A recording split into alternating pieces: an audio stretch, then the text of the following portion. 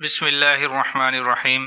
فرعون کا اصل نام۔ دنیا میں بے شمار بادشاہ آئے، ان میں سے بعض مسلمان اور بعض کافر تھے، مگر کافر بادشاہوں میں فرعون وہ انوکھا بادشاہ تھا جس نے نہ صرف تکبر کیا اور حق سے اعراض کیا بلکہ خدائی کا دعویٰ بھی کیا، جس کو قرآن کریم نے ان الفاظ سے بیان کیا ہے۔ اور فرعون نے کہا، میں تمہارا سب سے اعلیٰ رب ہوں۔ یہی دعویٰ اور حضرت موسیٰ علیہ السلام کی کھلی مخالفت اس کی ہلاکت و بربادی کا سبب بنی۔ اس کا اصل نام مصعب ابن ریان ابن ولید تھا، چونکہ مصر میں جو بھی بادشاہ بنتا تھا اس کو فرعون کا لقب دیا جاتا تھا، اس لیے جب یہ مصر کے تخت سلطنت پر بیٹھا تو اس کا بھی لقب فرعون پڑ گیا۔ فرعون بادشاہ کیسے بنا؟ یہ ایک غریب گھرانے کا لڑکا تھا جس کا باپ چرواہا تھا۔ آئے دن فاقہ ہوتا رہتا تھا، اس لیے اس کی ماں نے اسے نصیحت کر کے بھیجا کہ بیٹا آئے دن گھر میں فاقے ہو رہے ہیں، اس لیے کچھ ہاتھ پاؤں چلاؤ تاکہ گزارا ہو سکے۔ یہ نکلا تو اس نے چوری کا قبیح مشغلہ اختیار کر لیا اور اس کی چوریوں سے لوگ تنگ آ گئے۔ آخرکار یہ خبر بادشاہ وقت کے پاس پہنچی۔ اس نے گرفتاری کا حکم صادر کیا۔ جب یہ دربار میں لایا گیا اور اس سے چوری سے متعلق پوچھا گیا تو اس نے چوریوں کا اقرار کیا اور آئندہ نہ کرنے کا عزم کر لیا اور کچھ سزا بھگت کر چھوٹ گیا۔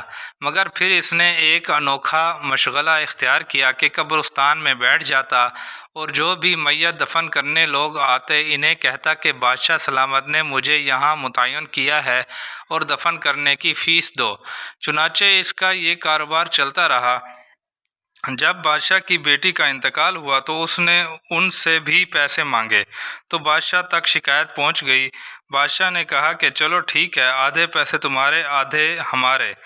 اسی طرح سلسلہ چلتا رہا۔ ایک مرتبہ وزیر نے بادشاہ کو مشورہ دیا کہ یہ بڑا چالاک اور ہوشیار ہے، اگر اس کو کوئی عہدہ دے دیا جائے تو بہت اچھا ہوگا۔ بادشاہ کو یہ مشورہ پسند آیا اور اس نے چوکیداروں کا نگران بنا دیا۔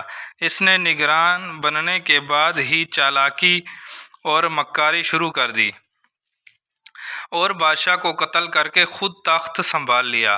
اس طرح یہ تخت و تاج کا مالک بنا۔ چونکہ مصر کا بادشاہ تھا اس لیے فرعون کا لقب پڑا۔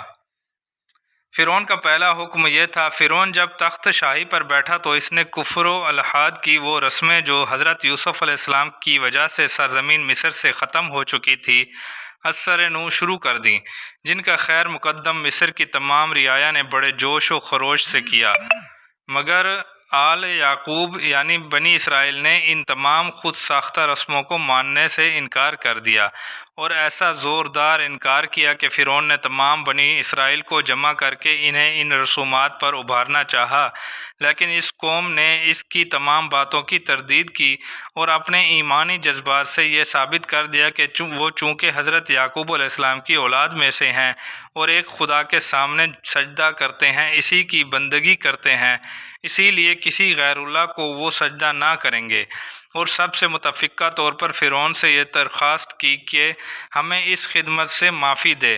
یہ سن کر فرعون غصے میں سرخ ہو گیا اور اسی وقت حکام کے نام یہ احکام صادر کیے کہ آج سے تمام مشکل اور حقیر قسم کے پیشے بنی اسرائیل سے کروائے جائیں اور خبردار کوئی ان پر ترس نہ کھائے۔ فرعون کے ظلم و ستم کی ابتدا۔ چنانچہ اس اعلان کے بعد سے بنی اسرائیل پر فرعون اور اس کے سپاہیوں نے ظلم و ستم کے پہاڑ توڑنا شروع کر دیے اور تمام سخت کام جیسے سنگ تراشی، بیلداری اور تمام رات چوکیداری وغیرہ زبردستی بنی اسرائیل کے سپرد کر دیے گئے۔ من جملہ ان کے ایک حکم یہ بھی تھا کہ بنی اسرائیل کی ساری قوم سے، خاص طور پر ان کی حاملہ عورتوں سے پہاڑوں کے بڑے بڑے پتھر کٹوائے اور ڈھلوائے جائیں، پس سوائے اس قوم کے یعنی بنی اسرائیل کے تمام اقوام نے فرعون اور اس کی عکسی تصویروں کو سجدہ کرنا شروع کر دیا، اور جو شخص سجدہ کرنے سے انکار کرتا یا کسی اور حکم میں چوں چرا کرتا تو وہ سخت سزا کا مستحق ہوتا تھا، اور سب سے عام سزا یہ تھی کہ ہاتھ اور پاؤں میں کیلیں ٹھونک دی جاتی تھی۔